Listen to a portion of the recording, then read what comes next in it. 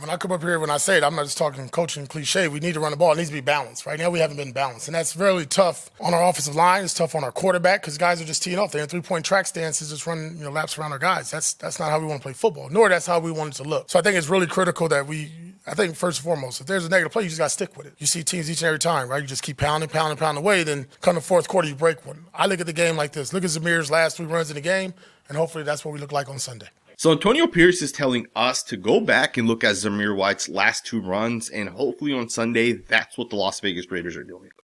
Antonio Pierce, for the past couple of days, not even just in his presser earlier today, but in his conversation over the past 2 days, has been saying that the Las Vegas Raiders have to do a better job with the scheme. They have to do a better job making sure it fits the players. And I want to talk about what this kind of means because I think it's interesting when you consider Luke Getsy's offense, kind of how it's designed. It's not really designed to run power. It's not designed to run gap. And that's what the Raiders are apparently going to start doing going forward. So if you go back and actually look at the Raiders' last couple of runs against the Baltimore Ravens, which I obviously did, the Raiders ran power and it was successful. On this first play, the Raiders picked up 8 yards. You pull the left guard. You can tell it's clearly a power concept. And then on the next couple of plays, the Raiders once again ran the football. And they picked up a first down on this one, and then on the next one, same exact thing. They're able to essentially get the clock all the way down to about 30 seconds before kicking the game-winning field goal and essentially stopping the Baltimore Ravens and winning that game. So the Raiders ended the game against the Baltimore Ravens running power, and it worked. In fact, I went and looked at some of the stats, and it's crazy how different it is with Zamir White. Zamir White has ran power or gap 9 total times, and he's had 35 yards running power or gap. He's ran zone 13 total times. 2 of those 13 carries went for 20 yards, and the other 11 essentially went for 13 yards. Think about what that means. We're 2 weeks into the season. We're not like an entire 6, 7, 8, 9 weeks into the season. We're 2 games into the season. And we have 11 carries that essentially went for 13 combined yards. That's not acceptable, right? Imagine if on every first down against the Baltimore Ravens, we started by running the football, and it was a zone run with Zamir White, and essentially we were picking up 1 yard per run. That's a recipe to lose. If a team's able to run the football effectively, if a team has a running back that can get it done, it opens everything up in terms of the passing game, the play action game. It opens everything up for an offensive coordinator. But one of the things that I think we might not be considering, and I think is a very, very important thing that we have to talk about, Zamir White's not a good zone running back, but Luke Getsy's offense is designed out of zone. Right, so what I mean by that is a lot of Luke Getsy's play calling essentially is going to be play actions where you're going to play action a wide zone concept, and then you're going to play action, you're going to roll the opposite way. You can't really do that out of gap, right? At least that specific way where you're bootlegging out of there. At the same time, if you want to keep defensive ends honest with zone runs and play action off of that, right? Zone, play action type of concepts, you got to have success running the football, but in zone specifically, right? If you're running gap, it's a completely different offense, right? The defensive end in gap schemes knows he's going to go unblocked, but there's a guy coming to potentially trap him or a guy that's just pulling to kick him out. This could be a good thing for the Raiders, I guess, because Zamir White statistically does look better in gap. But at the same time, wouldn't it have made more sense that if you're bringing in guys like Cody Whitehair, if you're bringing in guys like Dylan Parham, or at least keeping him, and then even extending guys like Andre James, wouldn't it have made sense to know the scheme before paying these guys or bringing these guys in or signing them or making sure they're the guy? Because Cody Whitehair is not going to be able to run power. Dylan Parham is going to struggle, and Andre James is going to struggle. And to me, I think it would have made more sense for the Raiders to actually get a running back that could run zone. And let's just talk about what this, why I'm essentially saying that. Zamir White has been terrible for the Las Vegas Raiders, specifically in zone concepts. There's so many plays on tape where you guys can watch, and there's just gaps wide open, either to the left, slightly to the right. And Zamir White just doesn't have the ability to jump cut or see that, right? He doesn't have the vision to be able to see those lanes developing. To me, one of the big differences with Josh Jacobs, as an example, because he was obviously our most recent running back, is that Josh Jacobs saw these gaps, right? Even if the offensive line's not perfect for 4 straight plays, if it's perfect on that 5th play, Josh Jacobs sees that, he's able to cut it, and we pick up 10 yards. Zamir White's not able to do that. And again, when an offense is built for zone, when the offensive linemen are handpicked to run this zone concept, that's not going to make a lot of sense to be able to just kind of switch forward and say, we're going to go ahead and go with this different scheme. But it does look like that's what Antonio Pierce is doing. Now, they do have a plan for this. It's not just let's go out there and let's just switch everything up. Antonio Pierce has actually told us that guard Jackson Powers-Johnson should be playing for the Raiders this week. He is expecting to be essentially out there. I want you guys to listen to what Antonio Pierce says and pay attention closely, because there's something within what he says that I want to talk about on the other side. Yeah, I mean, he was on the field a couple times in the game. You didn't see him? He was really hyped up and excited. He's getting there. Listen, me and him had a good talk Saturday night, Sunday morning.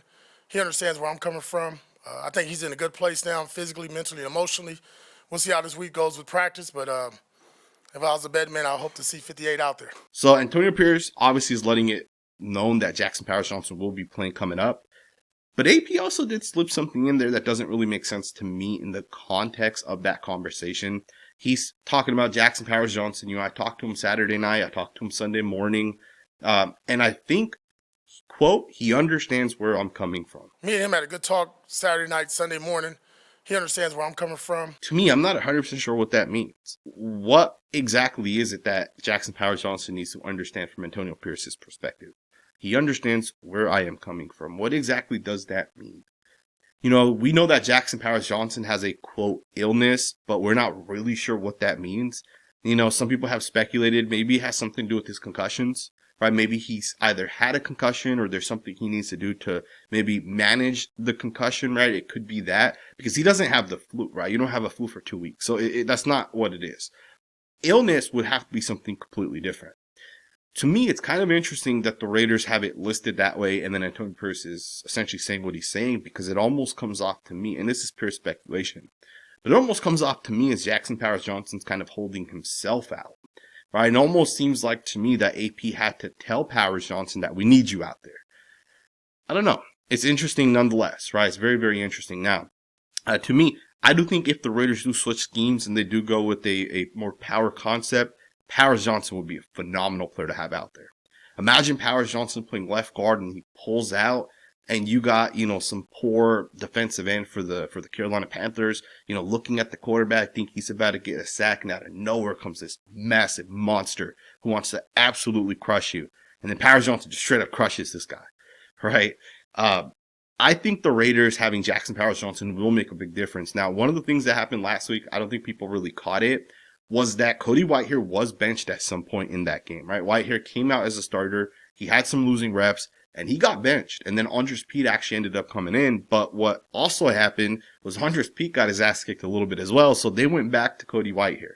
Now, I'm not sure exactly if it was because both guys struggled, or if they knew that, hey, we're going to rotate these two guys. And I'm not 100% sure exactly what it is.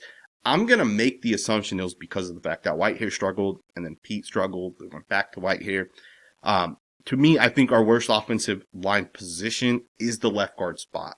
I do think, right tackle is also kind of an issue, but I will also say this, you can always help a right tackle. It's very, very easy to help a tackle. Just put a tight end out there, have that tight end chip on that tackle, and it's pretty easy to manage that out there, right? On the inside, it's a little bit harder because as a defense, you can shade a guy in a 1 technique, and you can put the 3 technique on that guard that's struggling, and the guard's essentially going to be in a 1-on-1 spot, right? There's no way to avoid that, essentially. But if Jackson Powers-Johnson's back for the Raiders, I think it's a phenomenal thing for the Las Vegas Raiders. We should be a lot better as an offensive line. I do know Antonio Pierce has been putting a lot of pressure on the offensive line. I know he's been saying a ton that it's the offensive line that's struggling and not necessarily Zamir White. I disagree with that. And one of the things we got to notice, Antonio Pierce is not always going to be honest, right, in his pressers, right? Sometimes he's speaking to maybe fire guys up, right? He's speaking to potentially give credit to guys that he feels like maybe there's a little bit of upside. But he's not always 100% honest, right? He's not always going to say how it actually is, right? I can tell you guys right now, it's not just the offensive line. Zamir White's not a good running back. And I will actually stick with that opinion. Even if the Raiders go to this gap scheme, I think it'll work fine oftentimes, but, we're going to run zone regardless, right? You're not going to go 100% gap and no zone. You're going to have to run zone, especially if you're trying to set certain plays up, right? As an offensive coordinator, you need to set up plays, especially to, the first quarter. You're going to have like 12 plays that you're going to try to run. they're all set up a certain way, right? And some of those may be set up using some sort of zone concepts and then some play action off of that zone. So we'll see what ends up actually happening, but I do hope that Zamir White ends up having success. I'm not a huge Zamir White fan, and I feel like over the first 2 weeks, you kind of see why. But I do hope the gap does help him. We'll see what ends up happening. I do also want to talk about one other thing, and that's a guy that I think absolutely deserves a new contract. And this isn't a guy that I think is just kind of average. I think there's a chance Robert Spillane might be one of the best linebackers in the NFL. And I'm not trying to overhype a guy. I'm not trying to make it known that, this guy's like incredible in some weird way or whatever. But Robert Spillane is freaking absolutely awesome, man. This guy has been dominating for the Las Vegas Raiders. You know what's crazy is, Robert Spillane coming to the Raiders wasn't that good in coverage, right? At least that's what Antonio Pierce thinks. I go back to when we signed him. The one negative was that he was horrible in pass coverage.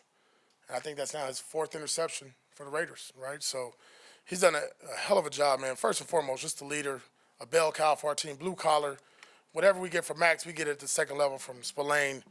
And he's just one of those guys, man. He plays every snap, balls to the wall. I mean, he's flying around. He's physical. He's throwing up on the sideline. His face is all red. I'm like, God damn, like he's old school, true linebacker. And you love it. It's good to watch a good linebacker play. And obviously, I'm glad that he's on our team.